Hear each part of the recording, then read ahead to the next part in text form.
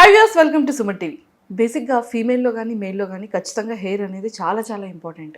ఆ హెయిర్ కనుక చాలా వరకు ఈ పొల్యూషన్, మన సిటీస్లో పొల్యూషన్ వల్ల చాలా ఫాలో అయిపోతుంది.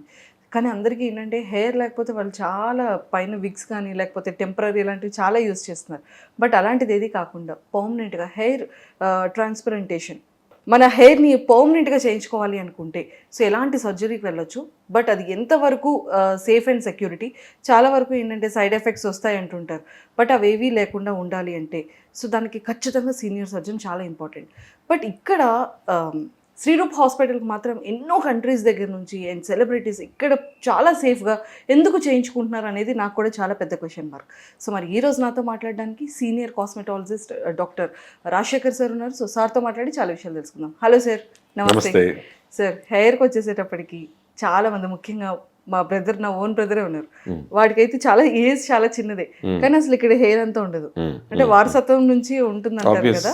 సో ఖచ్చితంగా పాపం మా తమ్ముడికి లేదు. వాడు అంటాడు, అంటే చాలా షూట్స్ చేస్తుంటావు కదా, చాలా యాడ్స్ వచ్చాయి కదా సుమన్ టీవీలో, పర్మనెంట్గా ఏదైనా ఉండి మంచి సెక్యూర్గా ఉంటే నేను పర్మనెంట్గా చేయించుకోవాలనుకుంటున్నాను, ఏంటి బెస్ట్ సజెషన్ అనేటప్పుడు ఆల్రెడీ మా హెల్త్ సీఈఓ చేయించుకున్నారు సుదర్శన్ గారు. నేను అడిగాను, సార్ ఏం సార్ మీరు చేయించుకున్నారు, తమ్ముడు కూడా చేయించుకుంటానని, ఏమైనా సైడ్ ఎఫెక్ట్స్ ఉన్నాయా, సో ఎలా ఉంది, బాగుందని. చాలా బాగుంది మంజుష. మెడిసిన్ కూడా చాలా చాలా మంచిది. కొన్ని హాస్పిటల్స్ లో ఏంటంటే ఏదో రకరకాల మెడిసిన్స్ ఇస్తారు, అది మెయిల్లో చాలా ఎక్కువ ఎఫెక్ట్ అవుతుంది, చాలా ప్రమాదం ఉంటుంది. బట్ అలా కాదు, ఖచ్చితంగా శ్రీరూప్కే వెళ్ళు, అది కూడా ఓన్లీ రాజశేఖర్ గారే చేస్తారు అని చెప్పారు. సార్ ఏంటి అంత స్పెషాలిటీ మీ దగ్గర?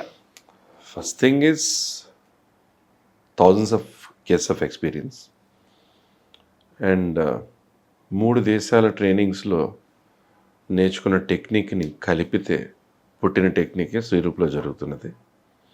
ఒక సర్జన్ అయ్యుండి ఆ హెయిర్ ట్రాన్స్ప్లాంట్ చేయడం వేరు, ఒక డర్మటాలజిస్టో లేదా ఒక డాక్టరు, లేదంటే మనం చూస్తున్నాం హైదరాబాద్ సికింద్రా 320 సెంటర్స్ ఉంటే అసలు చదువుకోని వాళ్ళు, డిగ్రీ లేని వాళ్ళు, ఆఖరికి అసలు ఈవెన్ సైన్స్ కూడా చదువుకోని వాళ్ళు కూడా they doing lot of treatments and hair transplants.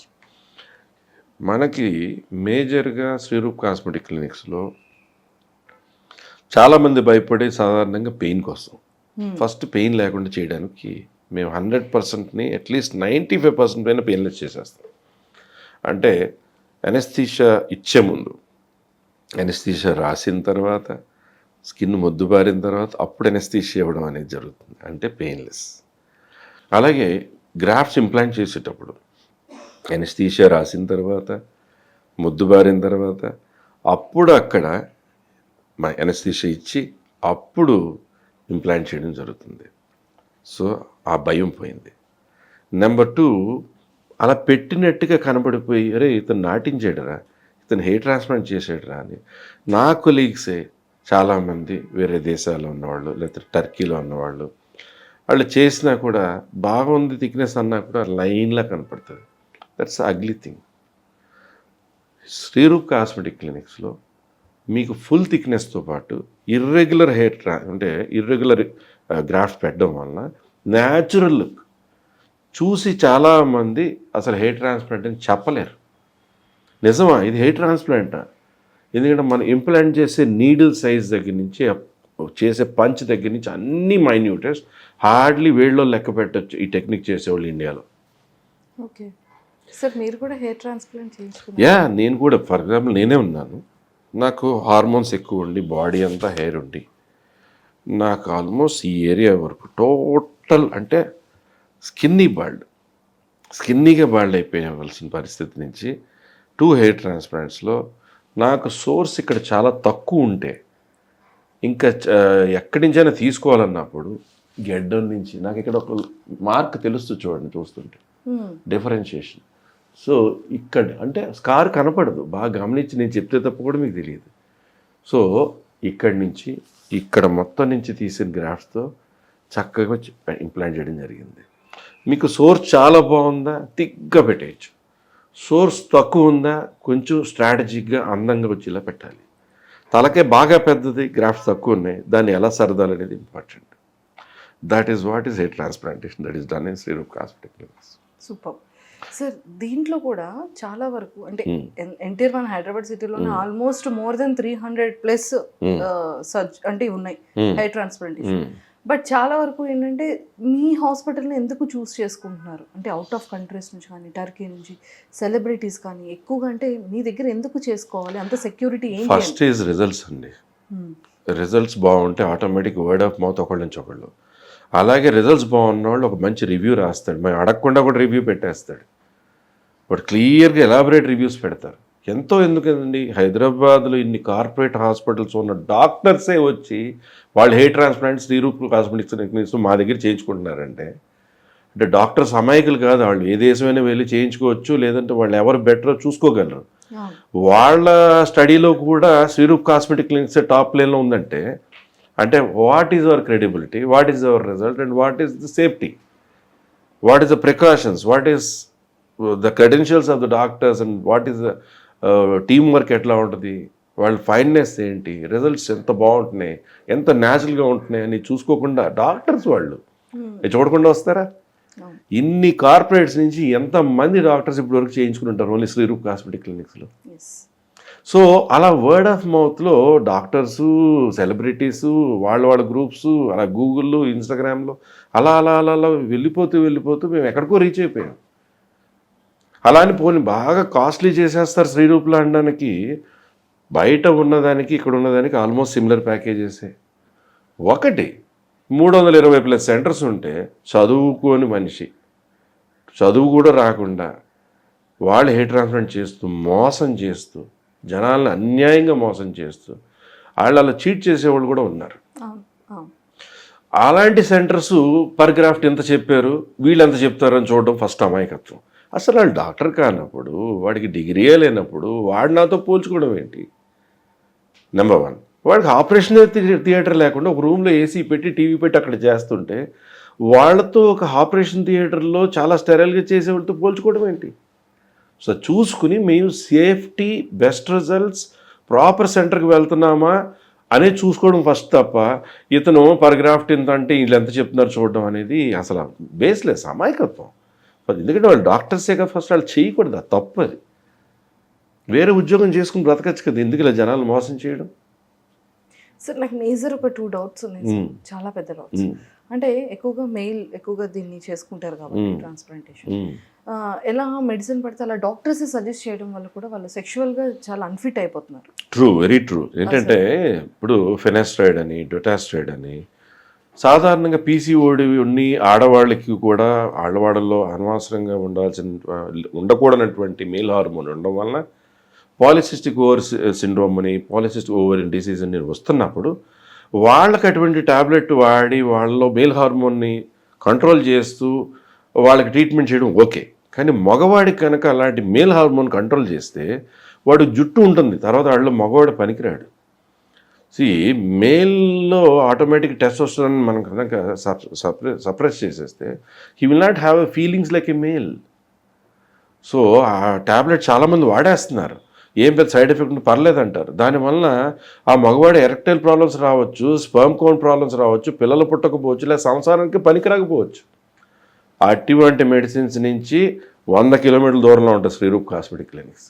అటువంటి మెడిసిన్స్ వాడడం, అటువంటి మెడిసిన్స్ ఎవరైనా అమ్మేటువంటి కంపెనీ వాళ్ళు నిజంగా రిప్రజెంటేటివ్స్ వచ్చి అపాయింట్మెంట్ అన్న మా ఫ్రంట్ ఆఫీసులో వద్దు వేస్ట్ సార్, ముందు తిడతారు, అలాంటి ఎందుకు అందరికీ వాడుతున్నారని చెప్పి అంటారు అని అపాయింట్మెంట్ కూడా ఇవ్వరు.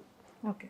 అండ్ ఇంకొక మేజర్ డౌట్ ఏంటంటే ఈ సర్జరీ వల్ల కూడా బ్రెయిన్ క్యాన్సర్ అటాక్ అయ్యే ఛాన్సెస్ ఉన్నాయని ఎక్కువగా మనం వింటూ ఉంటాం. అది రియలా ఫేక్ అనేది నాకు తెలీదు. అసలు ఒక్క మాట చెప్తాను, చాలా మంది పాపం భయపడుతుంటారు. వాళ్ళ పిల్లలు వస్తున్నప్పుడు, వాళ్ళ తమ్ముళ్ళు, వాళ్ళ అక్క అన్నయ్యలో ఎవరో సర్జరీకి వస్తున్నప్పుడు చాలామంది భయపడుతుంటారు.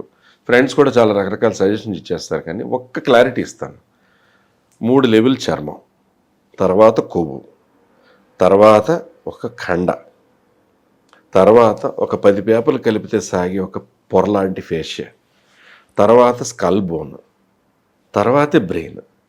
మీకు ఉన్న పని పైన 3 లెవెల్ చర్మంతో పాటు ఫ్యాట్ ప్లగ్ వరకు ఉన్న డెప్త్ 4-5 మిల్లీమీటర్ వరకే మీ పని ఉన్నప్పుడు అది లోకల్ ఎనస్థీషియా స్కిన్లో ఇచ్చి హెయిర్ ఏ డైరెక్షన్లో పెరుగుతుంది, ఇలా పెరగట్లా, ఎలా పెరుగుతుంది, ఆ డైరెక్షన్లోంచి పంచి వెళ్ళి గ్రాఫ్ట్ తీయడం, మళ్ళీ ఆ డైరెక్షన్లోనే గ్రాఫ్ట్ పెట్టడం జరుగుతున్నప్పుడు అసలు అది లోపలికి ఎక్కడ సైడ్ ఎఫెక్ట్ ఉంటుంది? మీ లోకల్ ఎనస్థీషియా ఇచ్చినే చర్మానికి ఇచ్చారు.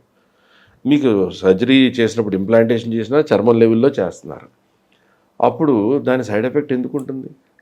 రక్తనాళాలు పెద్ద పెద్ద రక్తనాళాలు లోపల ఉన్న సన్నని రక్తనాళాలు మనకి ఏదైతే కంటిలోని బొగ్గుల్లో ఉంటాయో అటువంటి సన్నని ఉన్న చోటే మనకి సర్జరీ జరుగుతున్నప్పుడు సైడ్ ఎఫెక్ట్ ఎందుకు ఉంటుంది? అంటే బేసిక్గా కొంతమంది మెయిల్ చేయించుకున్న తర్వాత అంటే సిరమ్స్ యూజ్ చేయడం వల్ల, మెడిసిన్ యూజ్ చేయడం వల్ల తల తిరుగుతుంది అనడం, లేకపోతే ఏదో చాలా వెయిట్ హెవీగా ఉండడం, లేకపోతే ఏ వర్క్ చేయకపోవడం, హెడేక్ రావడం, ఏదో చాలా అనీజీగా అయిపోతుంది, జరుగుతుంది. హెడేక్స్ ఎక్కువగా రావడం, అదేంటంటే మైగ్రేన్. మినాక్సిడిల్ అని కొంచెం వాడుతుంటారు. సాధారణంగా హెయిర్ ట్రీట్మెంట్లో చాలా నార్మల్గా వాడే మాలిక్యూలే. కాకపోతే ఏంటంటే మినాక్సిడిల్ 1 ml కంటే ఎక్కువ వాడితే హెడేక్ రావడం, 1 ml కంటే ఎక్కువ వాడిన తర్వాత కొంతమందికి ఏమో డాండ్రఫ్ పుట్టుకు రావడం, కొంతమందికి పింపుల్స్ రావడం, అటువంటివి జరుగుతుంటాయి. మినాక్సిడిల్ వాడిన రోజులు బాగున్నట్టుండి మినాక్సిడిల్ మానేగానే ఆటోమేటిక్గా అంతకుముందు కంటే కూడా 2 నుంచి 3 రెట్లు హెయిర్ ఫాల్ అయిపోవడం జరిగిపోతుంటుంది. శ్రీరూప్ కాస్మెటిక్ క్లినిక్స్లో అసలు మినాక్సిడిల్ జోలికి వెళ్లకుండా పెప్టైడ్స్, ఆక్ట్రా పెప్టైడ్స్ అని, అంటే మనకి ఆహారంలో వైటమిన్స్, మినరల్స్ ఎటువంటివి ఉంటే చాలా మంచిది అలాంటి సెరమ్స్, అలాంటి షాంపూస్, సైడ్ ఎఫెక్ట్ లేకుండా ఓన్లీ హెయిర్ విటమిన్స్, మినరల్స్ ఉన్నటువంటి capsule and very very nice herbal hair oil అటువంటివి అడ్వైజ్ చేయడం జరుగుతుంది. Okay. So we don't prefer minoxidil, we don't prefer any hormone tablets. అది దానికి సైడ్ ఎఫెక్ట్స్ ఉండి వాళ్ళకి ఏదైనా హాని చేస్తుందంటే ఏ ట్రీట్మెంట్ అయినా ఫస్ట్ మేము స్టెరాయిడ్స్కి, స్కిన్ ట్రీట్మెంట్ అవనివ్వండి, ఏ ట్రీట్మెంట్ అవనండి, స్టెరాయిడ్స్ నుంచి సైడ్ ఎఫెక్ట్ ఉండే మాలిక్యూల్ చాలా దూరంగా ఉంటాం. సూపర్. సో ఇదే సార్ నా మేజర్ డౌట్స్. బట్ ఇంకోటి ఏంటంటే వన్స్ ఇక్కడ చేయించుకున్న తర్వాత మళ్ళీ హెయిర్ ఫాల్ అయిపోవడం, మళ్ళీ హెయిర్ రాకుండా ఉండడం అలా ఏమైనా ఉంటుందా? లేదు అంటే అలాగా ఏదో ఒక మెడిసిన్ కానీ సిరమ్స్, షాంపూస్.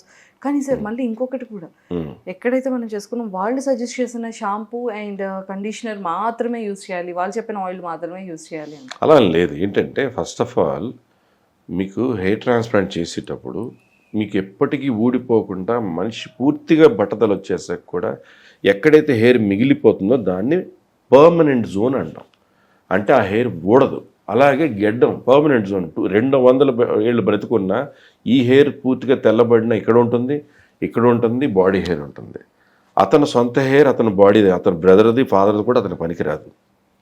సో మెయిన్గా మనకేంటంటే ఇక్కడి నుంచి తీసిన హెయిర్స్ ఎప్పుడైతే ఇంప్లాంట్ చేస్తామో అవి లైఫ్ లాంగ్ ఉంటాయి. మామూలుగా ఇంప్లాంట్ చేసిన తర్వాత 3 to 3.5 months లోపల షెడ్డింగ్ ఫేస్ అంటే రాలిపోవడం, చెట్టుకి ఆకులు రాలిపోయాక మళ్ళీ కొత్త ఆకులు పుట్టుకొస్తాయి కదా, అలాగా హెయిర్ అంతా షెడ్డింగ్ అయిపోయాక రూట్స్ నుంచి ఫ్రెష్ హెయిర్స్ అనేది 4.5 months నుంచి పెరగడం మొదలు పెడతాయి. అలా పెరుగుతూ పెరుగుతూ 8 నుంచి 12-14 నెలల్లో వాళ్ళు ఉన్న వయసును బట్టి ఆ రిజల్ట్స్ రావడం జరుగుతాయి. సాధారణంగా 7.5-8 months కటింగ్ వచ్చేయడం, ప్రతి నెల కట్ చేసుకోవడం, వయసుతో తెల్లబడితే దానికి రంగు వేసుకోవడం అన్నీ జరుగుతాయి తప్ప ఇంక రాలం. సూపర్. ఫీమేల్లో కూడా ఎక్కువ హెయిర్ ఫాలింగ్ కూడా ఇదే ప్రాసెస్. ఫీమేల్స్లో హెయిర్ ఫాల్ ఉంది అంటే వాళ్ళ హెయిర్ ఫాల్ గల కారణం ఏంటో ఫస్ట్ మనం కనిపెట్టాలి. ఎక్కువ డైటింగ్ చేస్తారు. డైటింగ్ చేయగానే వాళ్ళు vitamin D, B12, iron, folic acid, calcium, vitamin అన్నీ డ్రాప్ అయిపోతాయి. మొహంలో ఒక జీవం లేకుండా అయిపోయి, కళాఖండాలు లేకుండా అయిపోయి, నీరసంగా అయిపోయి, హెయిర్ ఊడిపోతూ దానికి ఆల్టర్నేటివ్గా హెయిర్ వైటమిన్స్ అని అవి ఇవి ఇస్తున్నామంట. అది అంత పని చేయు. బాడీకి కావాల్సిన రిక్వైర్మెంట్ చాలా ఉంటుంది. అలా అని చెప్పి ఇన్ని వైటమిన్స్ మింగడం కూడా చాలా అపాయకరం. డైట్లో మేనేజ్ చేసుకుంటూ న్యూట్రిషన్ జాగ్రత్త బ్యాలెన్స్ చేసుకుంటూ అది చేసుకోవడం ఒకటి.